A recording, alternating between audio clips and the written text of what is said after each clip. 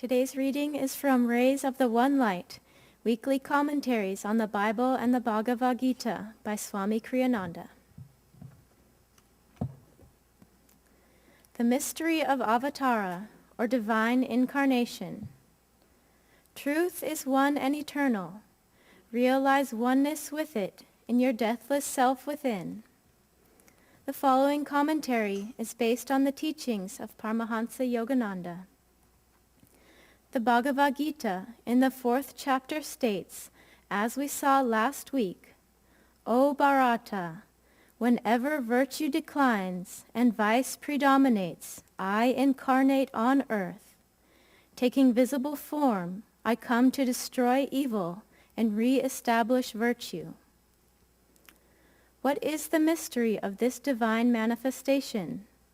Great avatars, such as Krishna and Jesus Christ, are born as babies, even as we all are. They take human form and go through normal human experiences as they grow from childhood to adulthood. They eat, they play. They may seem to suffer sickness and disappointment like the rest of us. In what way are they different from other human beings? The important thing to understand is that even as they are like us, so are we also like them. Their realization can be ours too. They come on earth to show us our own divine potential.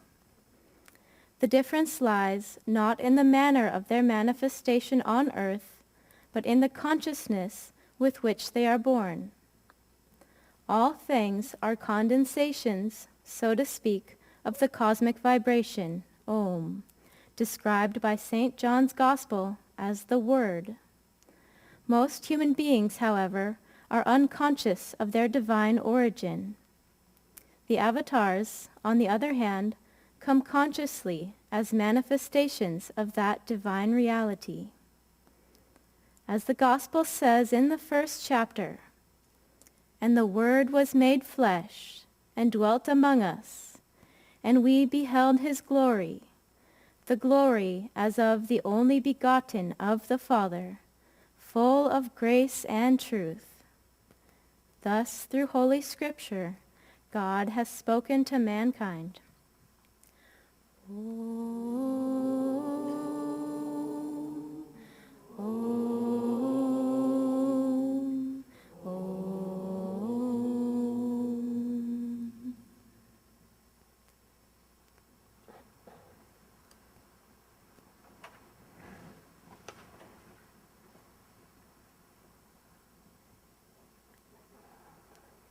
Welcome everyone this morning, and if this is your first time, I applaud your bravery and your courage. For the sake of our friends out there somewhere in TV land, my name is Nayaswami Hariman, and Padma, my wife, and we welcome you too. So these first few weeks, our subjects have been the more cosmic principles, if you will, and it's a little bit heady, a little bit on the intellectual side, and I don't mind that sort of thing, but my life has been one, I feel, of trying to make ideals practical, which is something Paramahansa Yogananda, whose teachings we follow here, gave as counsel to the founder of Ananda, Swami Kriyananda, as a young man. And the work of Ananda worldwide, if it's been anything at all, has been an effort to make those ideals practical. Meditation and sharing of meditation, the founding of communities and schools for children, farms, and so many other activities like publishing and retreat centers and the like. And so that's in part because, well, we Americans at least are a very practical kind of people. I don't know that we're all that intellectual in so much as we like to put the shoulder to the wheel. And that was a trait Yogananda very much admired here.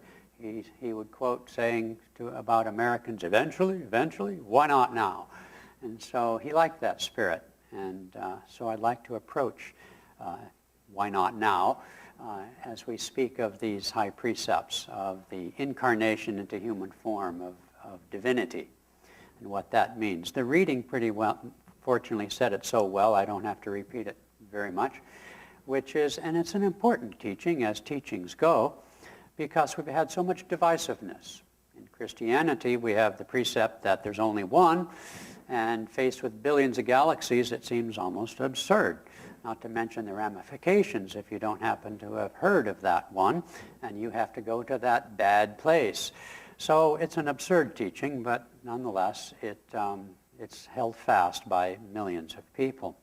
On the other hand, we have the similar teaching in the East is just expanded. It's that in every age, as Krishna says in the Gita, divinity incarnates. But there again, mostly in the Orient and Asia, the teaching is that it's some sort of incarnation of divinity, like some kind of a puppet, which may be great for us who don't have to do anything about it, and we get saved by these great people, but it doesn't really inspire us to do the work. And as the great Lord Buddha said, chop wood and carry water. And that too is something that appeals to us Americans. And so the teaching offered by Yogananda, without any claim to exclusivity in that offering, is simply that Jesus Christ, Buddha, and himself and other great souls down through the ages are no different than us. They have rather achieved that state of oneness, that state of communion, and invite us to do so also. Yogananda called his work a new dispensation, and that's what I'd like to explore a little bit, because we've had plenty of dogmas on the planet, East and West. Our dogmas are what separate us, and I'm happy to believe all of these things, but I can't prove any of them, nor can you, nor, in fact, can Yogananda or Jesus Christ. In fact, in the Sankhya teachings of India, one of the great lines of development of thought and philosophy, the quote is, Ishvara Siddha, God cannot be proved. And this is the heart of it. This is the crux of it. It reminds me of a story I heard of a guy who went to a doctor, a geriatrics specialist, and said, well, Doc, on what basis do you recommend somebody go into assisted living? He said, the doc said, well, it's not difficult. I have a test I like to give. He said, I fill a bathtub full of water, and I give the person a teaspoon, a teacup, and a little bucket. And I say, how would you empty the tub? Oh, you mean he's supposed to choose the bucket? Doc said, sorry, how about pull the plug? And then he turns to the guy and he says, would you like a bed by the window? If that has any bearing on our topic, I have no idea, but it seemed like a good time to pull it out. No, not. You know, that teaspoon is sort of those people who would make passing references to their belief in God. It doesn't change their life, they just sort of accept it. The teacup are those who maybe come on Sundays and believe on God on Sundays. And the bucket is those who, when they're caught in a foxhole of desperation and trials, they suddenly cry out for God's help. Those who pull the plug, however, are those who pull the plug towards ego transcendence, emptying themselves in order to receive the life-giving Spirit. Jesus said, I came to bring life that you may have it more abundantly. And those who seek that life within them are those who seek to transcend the restlessness of ego activity. But let's get back to this new dispensation. I'd like to read a little bit from Yogananda's now famous autobiography. He tells a story which is our story, and for me personally, it's also in some ways that I'll mention if I remember, my story as well.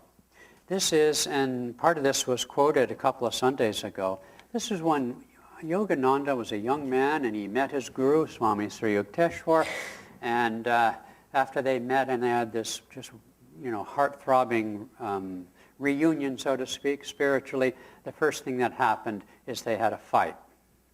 And sounds familiar? Okay.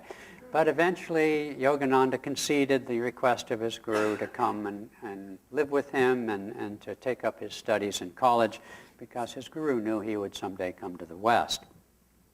But with only 6 months in his guru's ashram and presence, he once asked him, "Please permit me to go to the Himalayas. I hope in unbroken solitude to achieve continuous divine communion." He goes on to say, "I actually once addressed these ungrateful words to my master, and the only excuse he gives is that he'd only been there a short time." His guru's reply was interesting. He said, "Many hillmen live in the Himalayas, yet possess no God perception.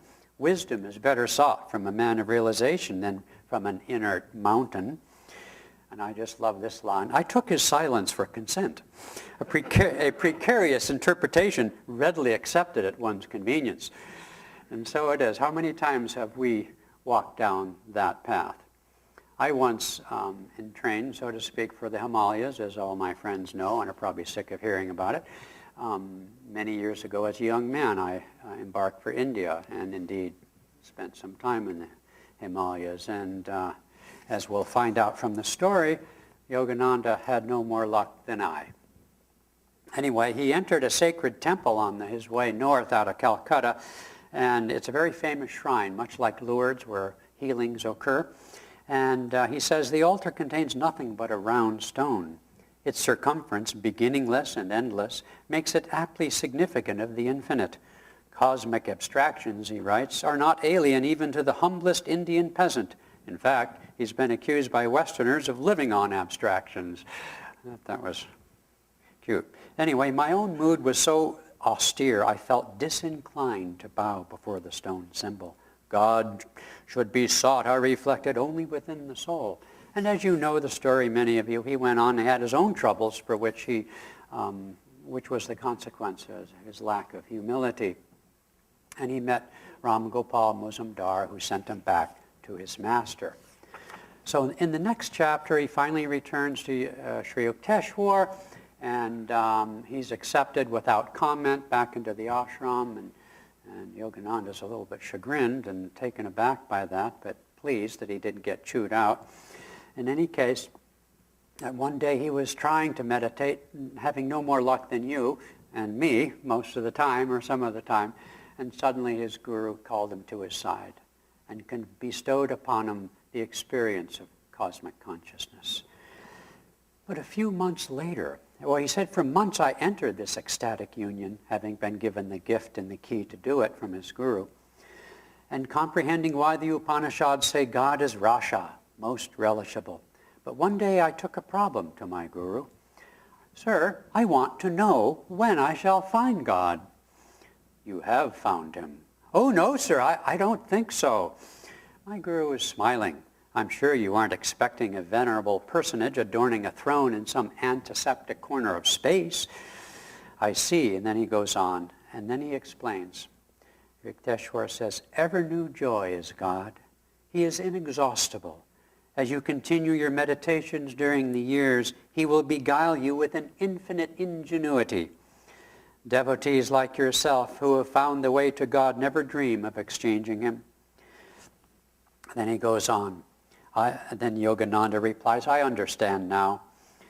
That is true, but he is also near and dear.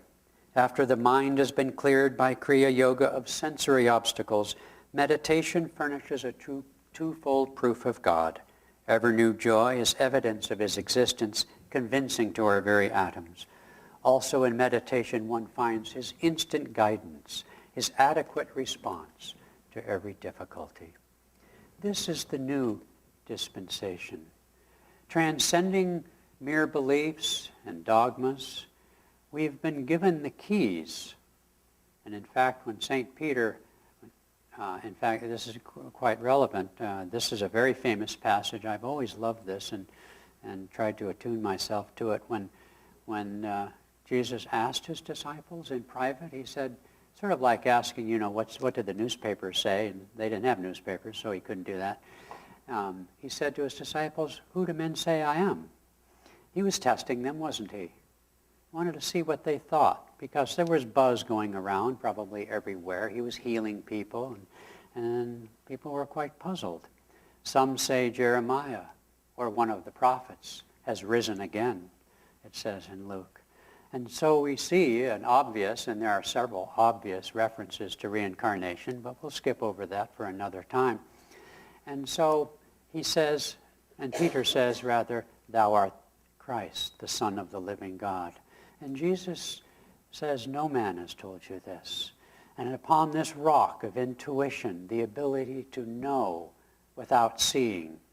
For those to whom I tell parables, they hear but do not understand. They see, but they are not seers. And so upon this intuition, you see, we live in a culture that confuses intuition with emotion, and thereby relegates it, at least in terms of stereotypes, to something, some of the craziness that women impose upon men.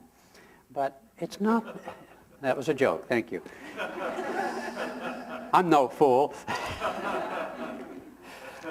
A good friend of mine, I won't say his name, but a good friend of mine once confessed to Padma and I that whereas he himself is a genius, unquestionably a genius, anything his wife tells him he does, because he's learned to trust his wife's intuition in respect to the right thing to do. Let's just put it that way. And of course, so have I.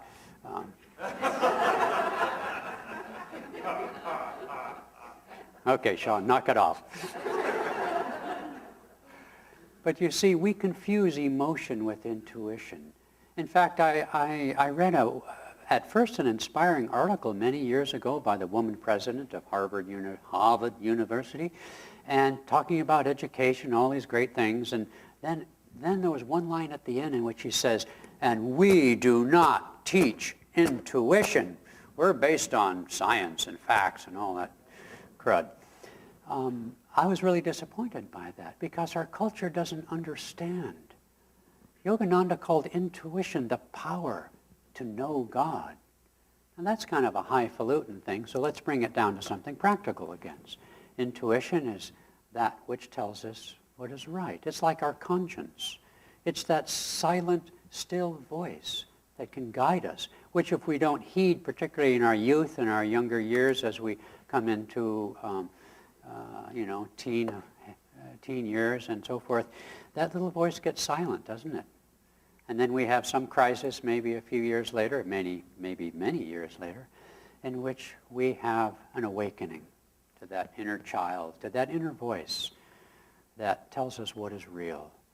And what is real is not the emotions, but it's the feeling that guides us. We can't account for who we fall in love with. We can't account for really why we're drawn to a particular talent or career. We can't account for, oh, I like that house. Why do you like anything? You can't really account for it logically. Pistachio ice cream? I mean, one time I kept using that example, and the Raja students, after 3 months, came in the last potluck class with a 5-gallon tub of pistachio ice cream. So I stopped using that example because I don't really care about pistachio ice cream. I just thought it was innocent enough that I wouldn't get in any trouble. Nothing's innocent, apparently. So it's in this feeling that really drives the important decisions of our life. We don't recognize that. Our culture is seemingly incapable of acknowledging inspiration and guidance. Our teacher, Swami Kriyananda, showed in very practical ways how to gain inspiration. He and his guru, Yogananda, one time Yogananda was getting dressed for a lecture he was giving, and a reporter was in the room with him and asking him various questions, and the reporter asked him a very good one. He said, can inspiration be under the command of the will? And Yogananda said, absolutely. And he said, dictate this poem. And he dictated a poem, and maybe a year later a book of poems was published, and an art critic, a literary critic, just happened to pick out that poem as the best poem in the entire book. He wrote his famous poem, snippets of which are here on the wall, on the New York subway. Great contribution to the world of literature, of what is the mystical experience of the presence of God. He rode on the New York subway. Somebody asked him, well, didn't people see you? And with a twinkle in his eye, he said, nope, nobody saw me. And so it's, and Kriyananda too in his life, 150 books, 400 pieces of music, 9 intentional communities around the world. I mean, a lifetime of constant travel and lectures and counseling of people. He too showed that in this age, the hallmark of spirituality will be creativity, will be inspiration, will be attunement to a higher power, to a higher source. And the name for that is simply intuition.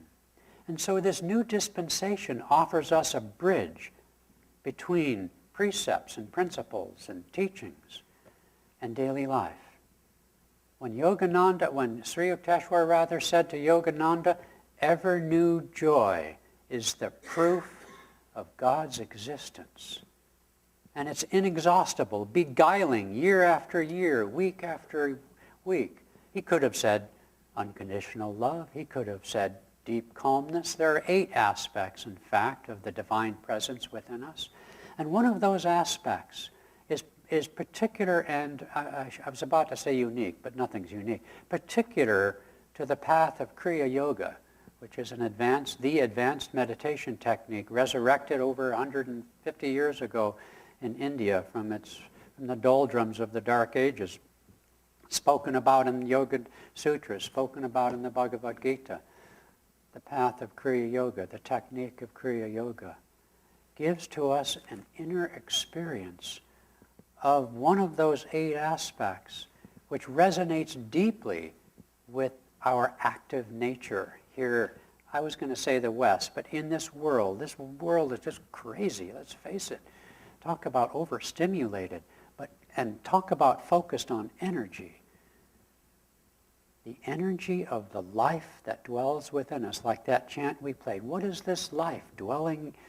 How's it go? What is this life flowing through my veins? Can it be other than divine? It is through the inner experience of energy, which is itself joyful. When you feel healthy and vital, you're alive. That's the abundance Jesus was talking about. That aliveness cannot be denied. It's not a dogma. It's not a precept. It's not a ritual. It's not a prayer. It's an experience. Yogananda would thunder from in his lectures, the time for knowing God has come. And yoga, by which I mean meditation, yoga, by which we mean the union with that divinity within this sacred temple, which is our body. That inner experience of that vital life force flowing through our veins, which brings to us joy, brings to us intuition, inspiration, the understanding of right action, and so forth. This is the great new dispensation that has been given to the world through the practice of yoga, including the physical yoga. In the physical yoga, time and time again, people come through those doors saying, yeah, I used to go to yoga in the fitness center or some yoga studio, but there's more to this yoga than just being healthy, because they've been made aware of something else in their life, of the life that flows through their veins, as being not just dumb like blood or something, or like electricity, but filled with intelligence, but more than that, with feeling, with joy. What a great gift for a world so divided by dogma and by their rituals and by their robes and by the shape of their temples and minarets and all this kind of stuff. That's as superficial as the color of our skin. A new paradigm has been born in the world today, and it's born of direct perception, direct experience. This is the great gift for the healing of the nations, in fact. In Revelations, it describes the tree of life. And in describing the tree of life, the leaves on the tree are, as Yogananda explained, the different qualities of energy that reside in the life force of the subtle body, known as the chakras. And in Revelations it says, and these are for the healing of the nations. Because when we experience wisdom, when we experience vitality, when we experience love without condition, without name or form, but love for the sake of love itself, deep calmness which brings us inner guidance, this can heal our lives. Not dogmas, not rituals. All those things are perfectly fine. And we have to make those ideals practical, and this is where I'd like to end. The practicality of that awakening, which guides us by its own intelligence, guides us to love our neighbor as thyself. The twin principles taken from the Old Testament, which Jesus himself quoted as being the summation of what he was up to, are simply those two. Love the Lord thy God with all thy heart, mind, and strength. And love, and the second is like unto the first. Love thy neighbor as thyself. Get it? As thyself.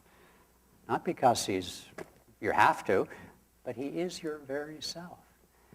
And what is this based on? This is based not on a commandment, but on an inner experience. This is the second coming of Christ, as Yogananda called his life's mission in America and on this earth. The second coming is to awaken to that divinity within our own selves. And once having awakened, or as we awaken and perfect that divinity, it's only natural to share that as you would share any great joy in your life with others. What perfection, what more perfection I cannot imagine in a path of spirituality that someday in a higher age we won't need temples, because we will know as a race, as a planet, that God is within us. God is everywhere. But for now, we need places where people affirming this new transmission of light that has come to gather and stand up for the light. And this is why we have enacted our Peace and Harmony affirmation, which we are doing around the world for the year of great unrest and probably great troubles, 2016. But when we go within and we know of that divine indwelling self, we know that nothing can harm us.